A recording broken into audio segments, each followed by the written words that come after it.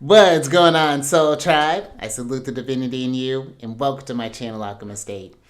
Justin here, and bringing a little nugget to add to the Soul Tribe archive. And in today's video, I'm going to be talking about the sun in Gemini in the 11th house. And look at this friendly sun. Now, when you talk about the sun is the soul. You know, the thing that fuels the body, the life breath that gives it motion. You know, the nature of the sun is to build and to inspire, because I find when you are in that divine alignment with that inner light, then you can't help but shine bright. And that is, become, the sun can bring it this sense of public recognition and even reputation, you know, because I mean, when you're shining bright, other people are attracted to that, and you're elevating, you become this leader, and you're inspiring other leaders as well. So it's very important when we're working with the sun placement. And then you talk about Gemini. Gemini is ruled by Mercury, and they are the mutable air sign. They are active or young in nature. And I find that Gemini energy, and this is just in general, that there is a curious mind, very active mind with Gemini. They just got walking libraries. They know all the things. And then they'll tell you all about it. And that's what I find with Gemini. They can, as quick as they learn something, they can teach it, you know, and express it. And that's I find very useful gift, that ability of speech and of understanding, because I find where, yeah, Gemini gets known as the communicators, but I find that Gemini is very perceptive as well, very great listeners. They pick up on word choice, gestures, things along those lines. So they're very sharp energy as well when we're talking about Gemini. And there's an oracular nature I find with them as well, because I think that another thing that's not talked about with Gemini a lot is that they can be very, very quick on their feet. So there's an ability for improvisation, for innovation, and for inspiration. So I think those are some things that, you know, some real key strengths for the Gemini energy.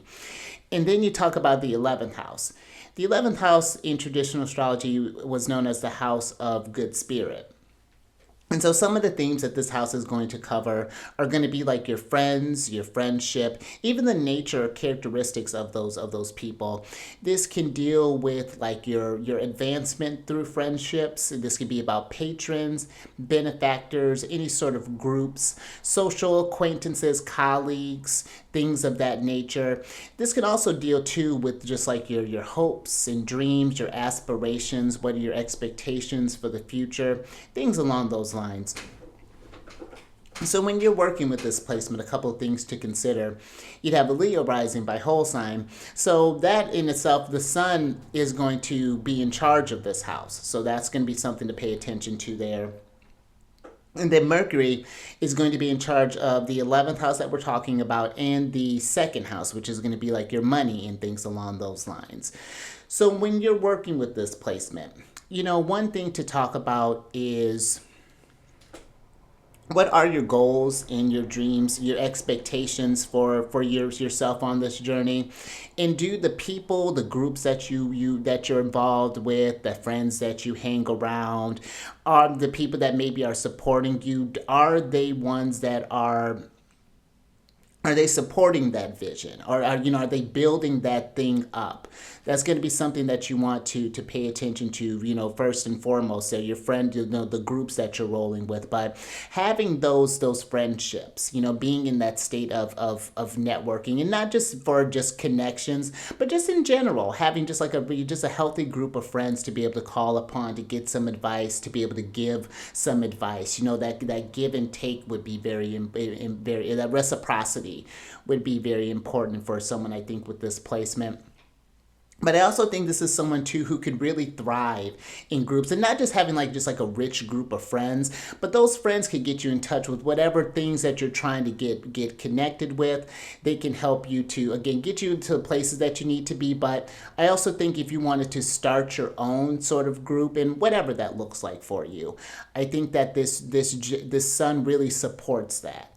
You know, supports that, being able to, you know, because I find that with the Leo rising, you may find yourself very really find, once you find that thing that you're really passionate about, there's something about that is very infectious, and that I think people again will attract to, and you may find yourself surprisingly receive a lot of like support in whatever that looks like, donations and things along those lines. So this is a very, and the nice thing too is that the sun and the ascendant are, with the sun being here, they're in a nice conversation. There's a sextile just by whole sign between the two. So again, there's opportunities there that the sun that can, potentially bring up to your attention. So yeah, that's something that I definitely just as on a baseline would talk with this person about there.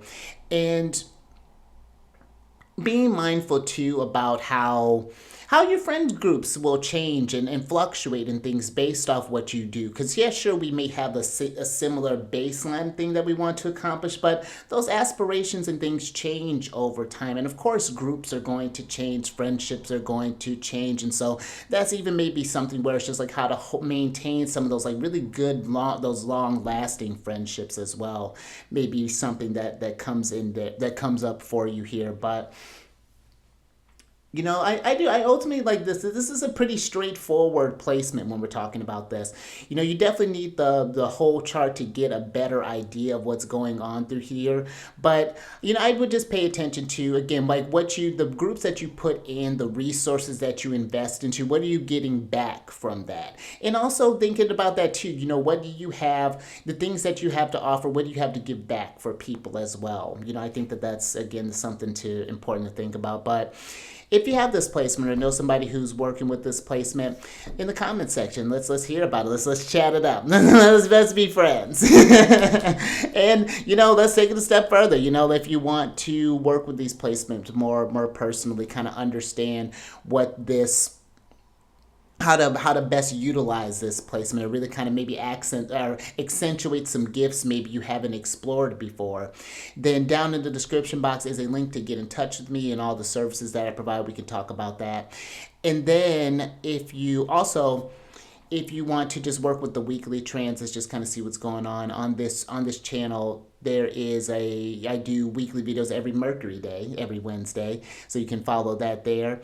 And then also, if you want to work with the moon, I have a link for my other channel, The Chariot Friends, where I do videos whenever the moon comes out, whenever she changes signs, and I talk about the sign she's in, what phase she's in, when she's going void. Of course, there's all them lunar shenanigans, so definitely check that out. But yeah, until next time, stay mindful out there, keep raising that vibration through the roof, and I will catch you on the next one. Later.